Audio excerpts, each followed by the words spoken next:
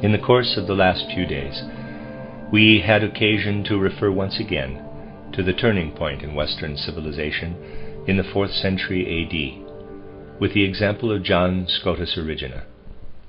In the present, when so many things are supposed to change, it is particularly important to understand clearly what really happened then to the human soul constitution.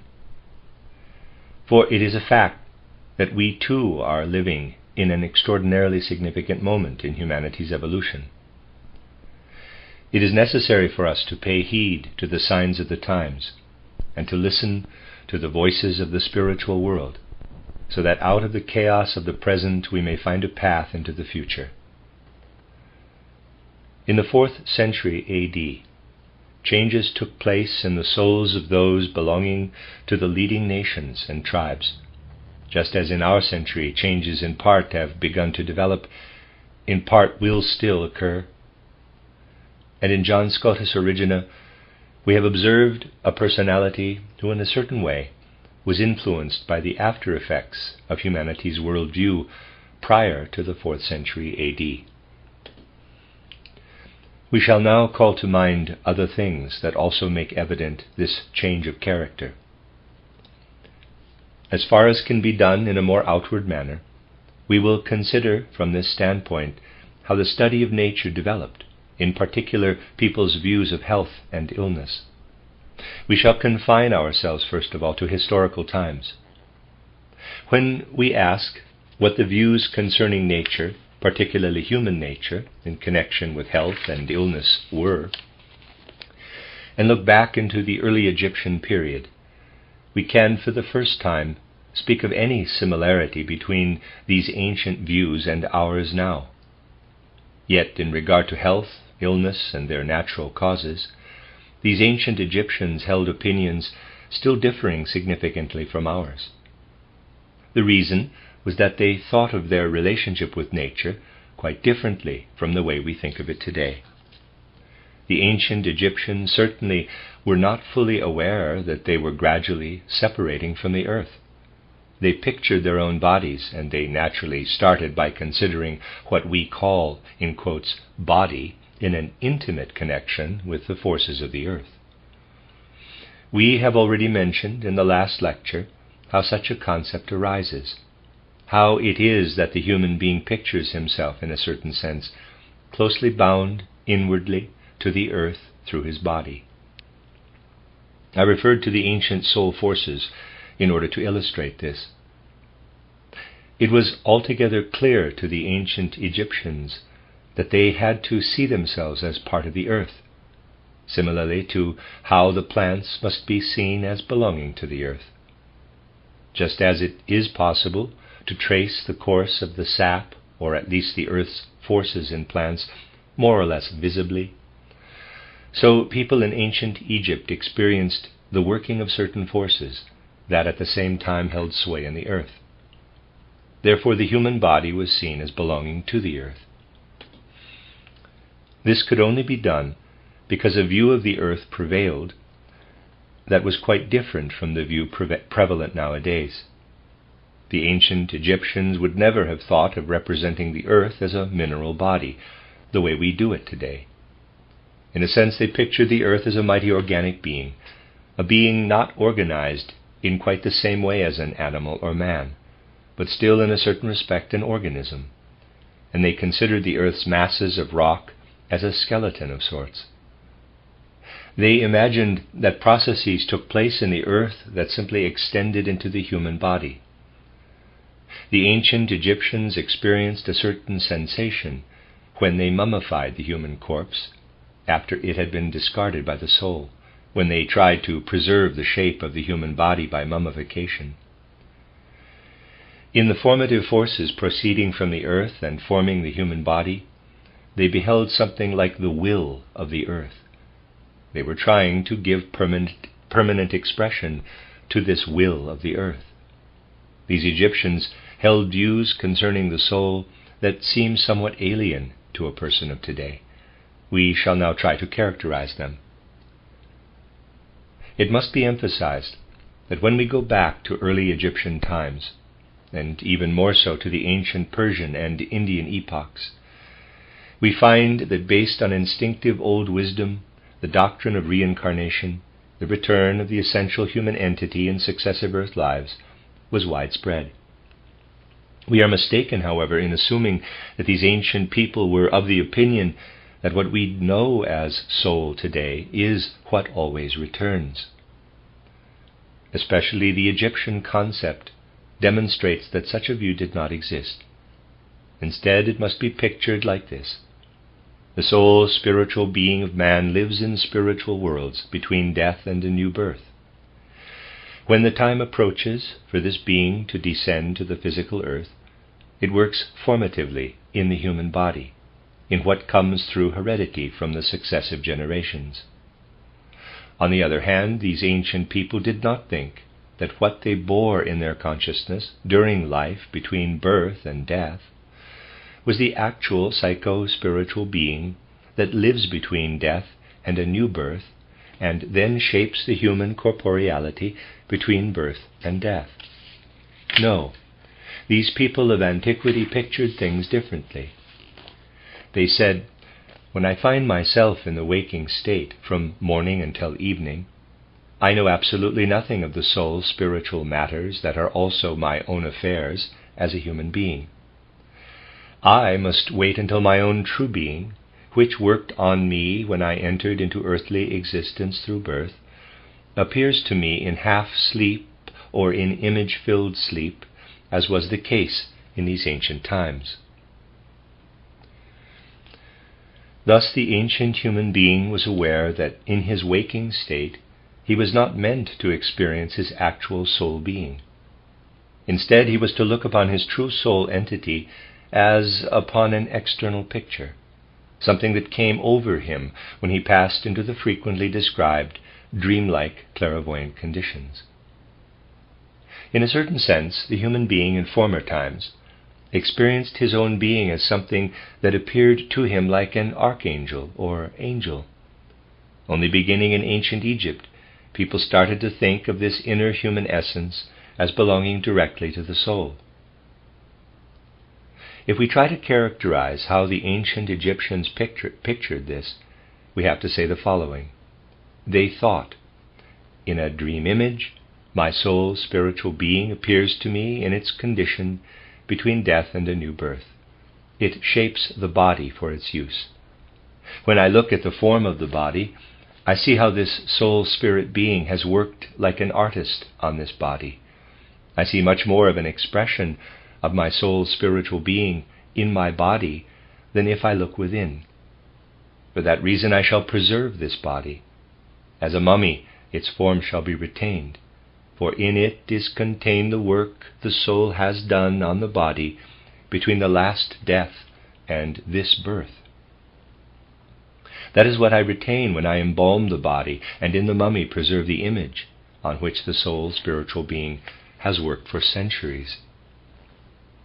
By contrast, the ancient Egyptians considered the experiences of the human being in the waking state between birth and death differently. This is really like a flame kindled within me, but it has very little to do with my true capital I. My I remains more or less outside my soul experiences in the waking state between birth and death. These soul experiences are actually a temporal passing flame, enkindled in my body through my higher soul being. In death they are extinguished once again. Only then does my true soul spirit being shine forth, and I dwell in it until the new birth.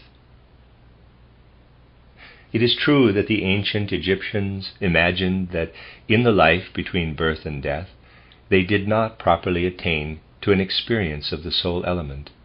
They viewed it as something that stood above them, enkindled their temporal soul element, and extinguished it again. They saw it as something that took from the earth's dust, to form the body. In the mummy, they then tried to preserve this bodily form.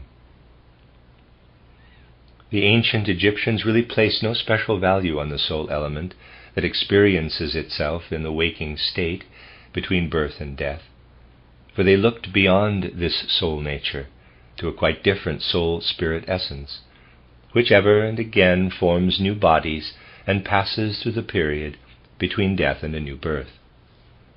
Thus they beheld the interplay of forces between the higher human element and the earth. They really directed their attention to the earth, for to them the earth was also the house of Osiris. Inner consciousness was something they overlooked. The development of Greek culture, which began in the 8th century BC, consisted precisely in man's placing an ever-increasing value on his soul element that lights up between birth and death, something the ancient Egyptians still viewed as enkindled and subsequently dying flame. To the Greeks, this soul element became valuable. But they still had the feeling that in death, something like an extinction of this soul element took place. This gave rise to the famous Greek saying I have characterized often from this standpoint, quote, "Better a beggar on earth than a king in the realm of shades," close quote. This saying was coined by the Greeks as they looked upon the soul element. To them the latter became important, whereas it had been less significant for the ancient Egyptians. This development is connected with the view of health and illness held by the ancient Egyptians.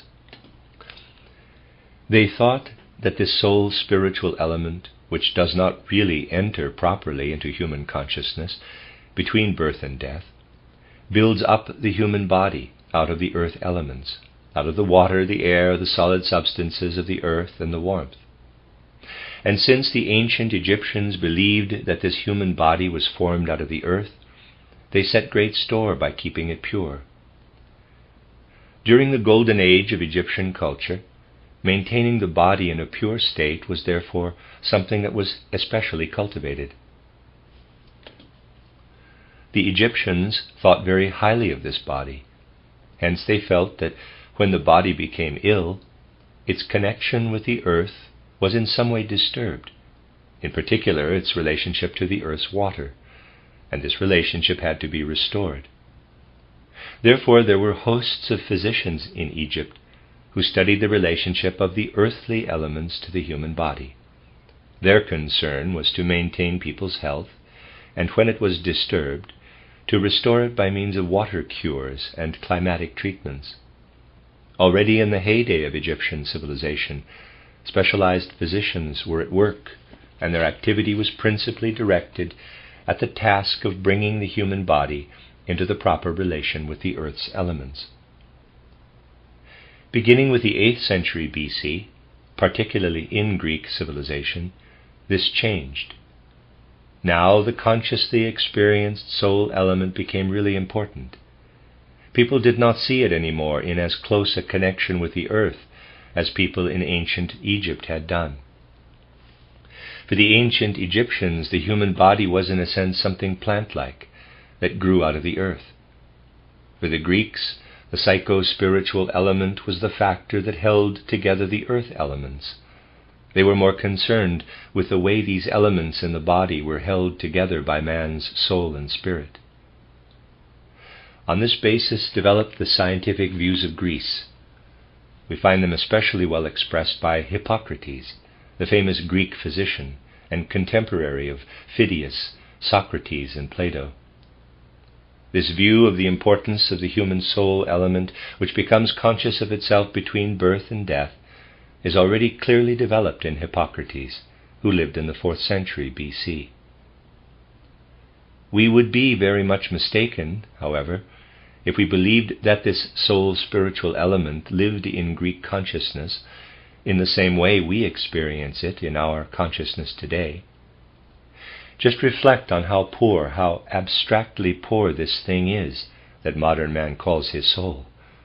When people speak of thinking, feeling, and willing, they picture them as quite nebulous formations. It is something that no longer affects the human being substantially.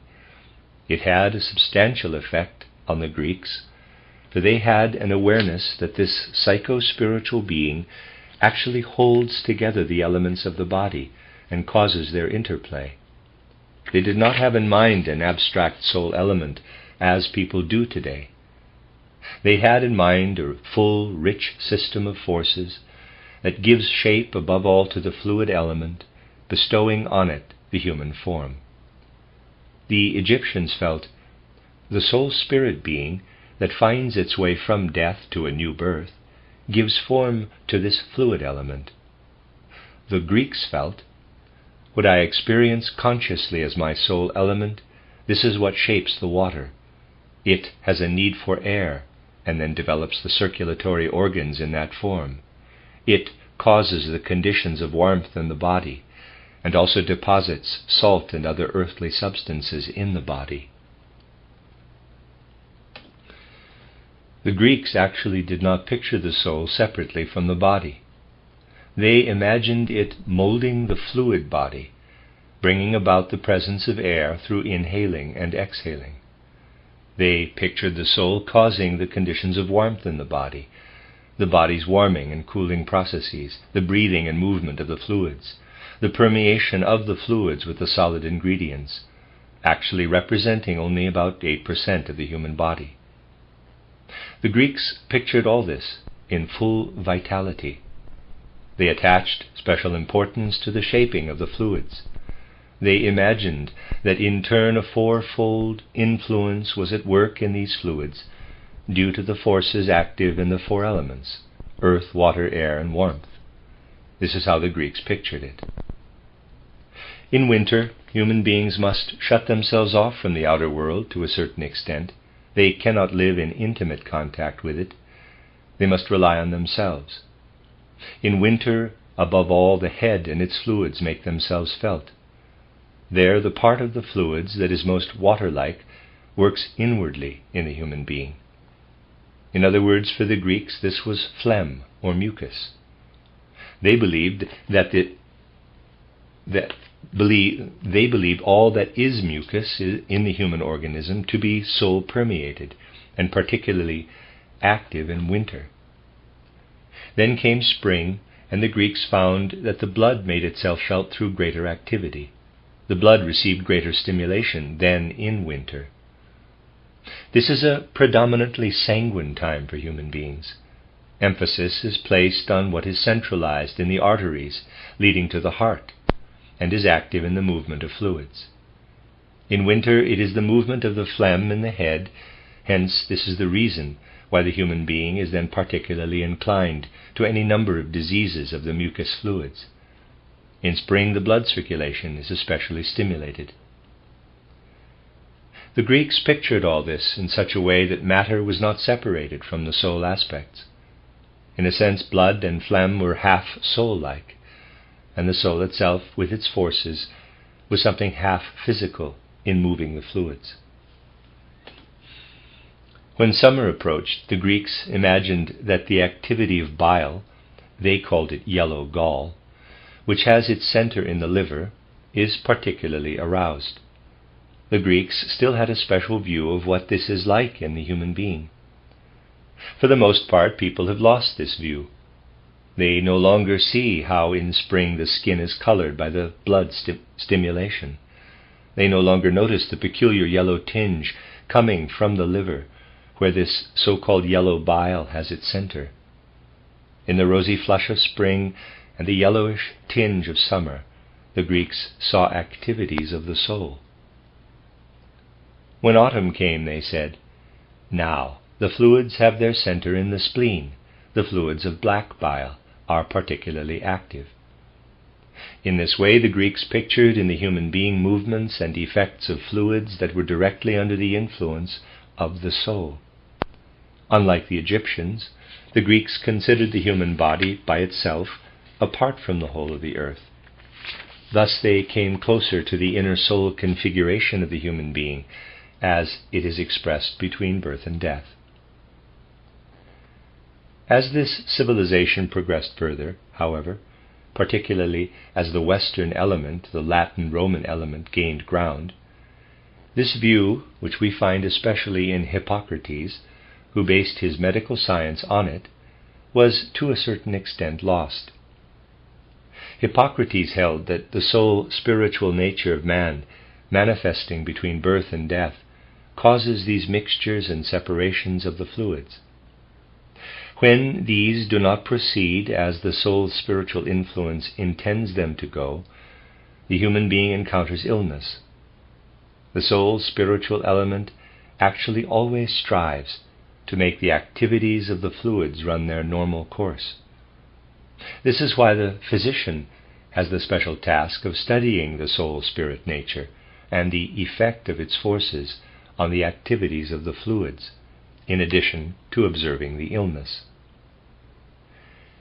If the activity of the physical body somehow tends to cause an abnormal mixture of fluids, then the soul element intervenes. It intervenes to the point of a crisis, when the outcome in the struggle between corporeal and soul-spiritual elements hangs in the balance. The physician must guide matters in such a way that this crisis occurs. Then, at some point in the body, it will become evident that the bad fluid combination is trying to come out, to escape. Then it is the physician's task to intervene in a proper way in this crisis, which he has introduced in the first place, by removing the fluids that have accumulated in the way described above, and that are resisting the influence of the soul's spiritual element. The physician accomplishes this either by means of purging or by bloodletting at the right moment. Hippocrates' manner of healing was of a quite special kind, and connected with this view of the human being, it is interesting that such a view existed that pictured an intimate relationship between the soul-spirit element, as expressed between birth and death, and the system of body fluids. Things changed, however, when the Latin and Roman influence continued this development. This Roman element had less inclination for a full comprehension of the form and the system of fluids. This can be clearly seen in the case of the physician Galen, who lived in the 2nd century A.D. The system of fluids that Hippocrates saw was no longer so transparent to Galen. You really have to picture it like this. Today, you watch how a retort in a chemistry laboratory is heated by a flame underneath, and you see the product of the substances inside. For Hippocrates, the effect of the soul's spiritual element in the fluids of the body was just as transparent. What took place in the human being was to him visible in a sensory, supersensory way. The Romans, on the other hand, no longer had a sense for this vivid view. They no longer considered the soul, spiritual element that dwells in man, in its connection to the body. They turned their glance in a more abstract, spiritual direction. They only understood how the soul's spiritual being can experience this spirit within itself between birth and death. The Greeks looked at the body, saw the soul spiritual in the mixing and separating of the fluids, and to them the sensory view in its clarity and vividness was the main thing. To the Romans, the essential thing was what a man felt himself to be, the feeling of self within the soul. To the Greeks, the view of how phlegm, blood, yellow and black bile intermingle, how they are, in a manner of speaking, an expression of the earthly elements of air, fire, water, earth in the human being, became something they saw as a work of art. Whereas the Egyptians contemplated the mummy, the Greeks looked upon the living work of art.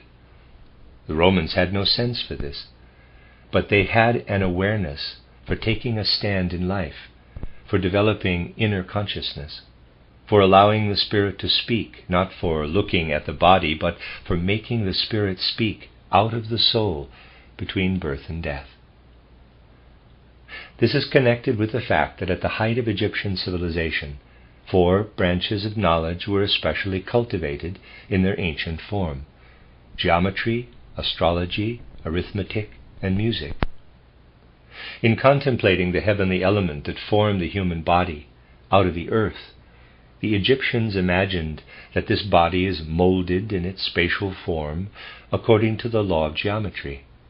It is subject to the influences of the stars according to the laws of astrology. It is involved in activity from within according to the laws of arithmetic, and is inwardly built up harmoniously according to the laws of music.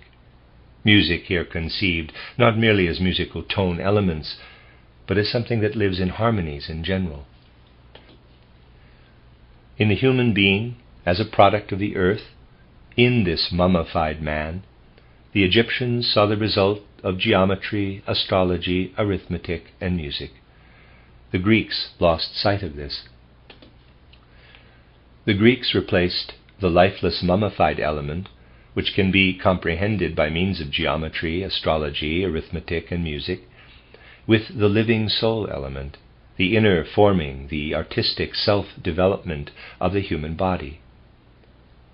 This is why we note in Greek culture a certain decline of geometry, as it had existed among the Egyptians. It now became a mere science, no longer a revelation. The same happened with astrology and arithmetic. At most, the inner harmony that forms the basis of all living things remains in the Greek concept of music. Then, when the Latin element came to the fore, the Romans, as I said, pictured this soul spiritual being as it is between birth and death, together with the inner spirit, now expressing itself not as something that could inwardly be seen, but inwardly experienced, taking its stand in the world through grammar, through dialectics, and through rhetoric. Therefore, during the time when Greek culture was passing over into Latin culture, these three disciplines flourished. In grammar, man was represented as spirit through the word. In rhetoric, the human being was represented through the beauty and forming of the word.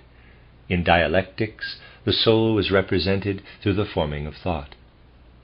Arithmetic, geometry, astrology, and music continued to exist, but only as ancient legacies turned science.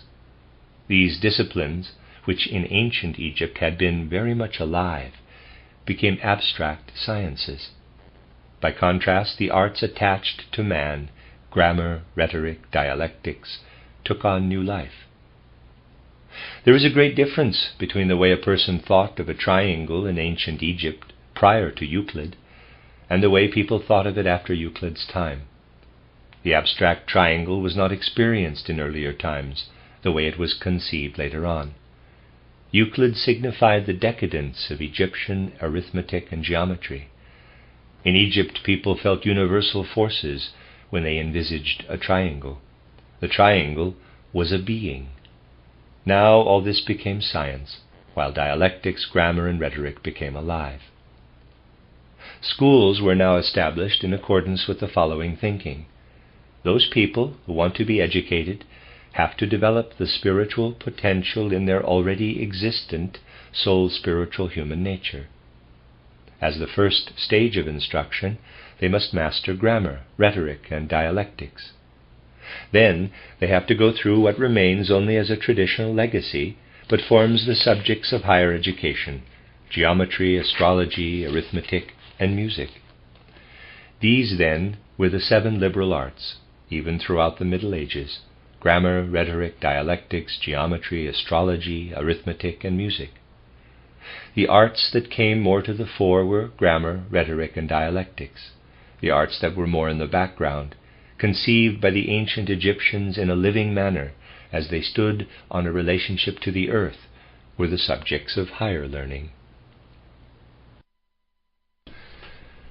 This was the essential development between the 8th century BC and the 4th century AD. Look at Greece in the 4th century or in the 3rd or 5th centuries. Look at modern Italy. You find everywhere in full bloom this knowledge of the human being as a work of art, as a product of the soul spiritual element, of life of the spirit through dialectics, rhetoric, and grammar. Julian the Apostate was educated in approximately this way in the Athenian school of philosophers. This is how he saw the human being. Into this age burst the beginning of Christianity. But by then all this knowledge was, in a certain sense, already fading. In the 4th century it had been in its prime, and we have heard that by John Scotus Origenus' time only a mere tradition of it existed. What lived in the Greeks, based on the view I have just characterized, then was transmitted to Plato and Aristotle, who expressed it philosophically. When the 4th century BC drew near, however, people understood Plato and Aristotle less and less. At most, people could accept the logical, abstract parts of their teachings. People were engrossed in grammar, rhetoric, dialectics. Arithmetic, geometry, astrology, and music had turned into sciences. People increasingly found their way into a sort of abstract element, into an element where something that had formerly been alive was now to exist only as tradition. As the centuries passed, it became still more a tradition. Those who were educated in the Latin tongue retained in a more or less ossified state grammar, rhetoric, and dialectics. Formerly, the person would have laughed if he had been asked whether his thinking referred to something real. He would have laughed, for he would have said, "I engage in dialectics. I do not cultivate the art of concepts in order to engage in anything unreal. For there the spiritual reality lives in me. As I engage in grammar, the Logos speaks in me. As I engage in rhetoric, it is the cosmic sun that sends its influences into me." This consciousness of being connected with the world was lost more and more. Everything became abstract soul experiences, a development that was completed by Scotus Erigena time. The ideas that had been retained from earlier times, from Plato and Aristotle, were only comprehended more or less logically. People ceased to find any living element in them. When the Emperor Constantine made Rome the ruling power under the pretext that he wished to establish the dominion of Christianity, everything became entirely abstract.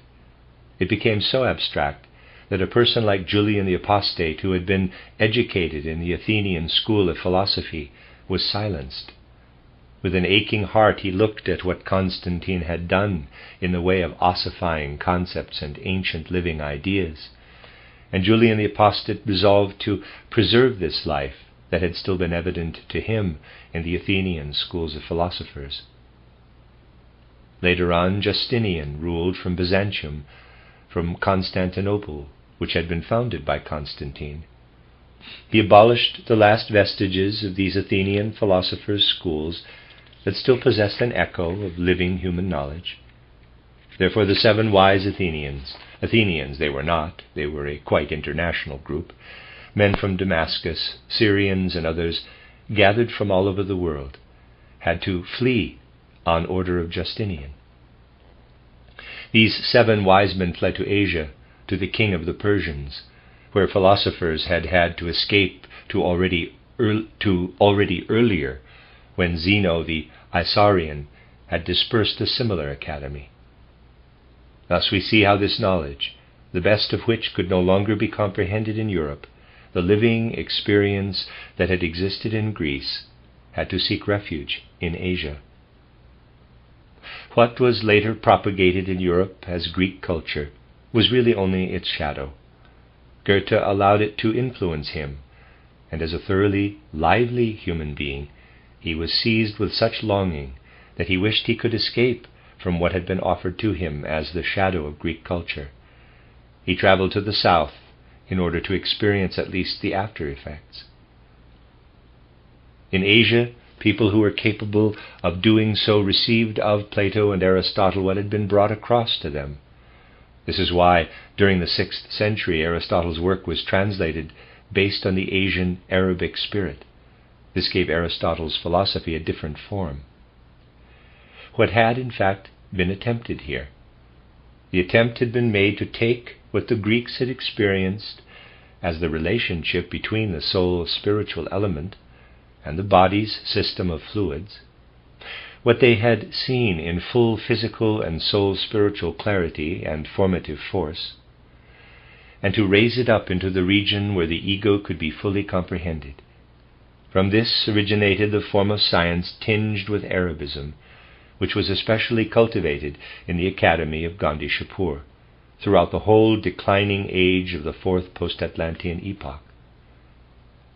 This form of science was brought in later centuries by Avicenna and Averroes, by way of Spain, into Europe, and eventually exerted a great influence on people such as Roger Bacon and others. It was, however, a completely new element that the Academy of Gondishapur meant to bestow on mankind in a manner that could not endure by way of the translation of Aristotle and certain mystery wisdom teachings, which then continued in directions of which we shall talk another time. Through Avicenna and Averroes, something was introduced that was to enter human civilization with the beginning of the 15th century, namely the struggle for the consciousness soul. After all, the Greeks had only attained to the intellectual or rational soul. What Avicenna and Averroes brought across, what Aristotelianism had turned into in Asia, so to speak, struggles with the comprehension of the human eye, which in a completely different way has to struggle upward through the Germanic tribes from below to above. I have described this in the public lectures here during the course.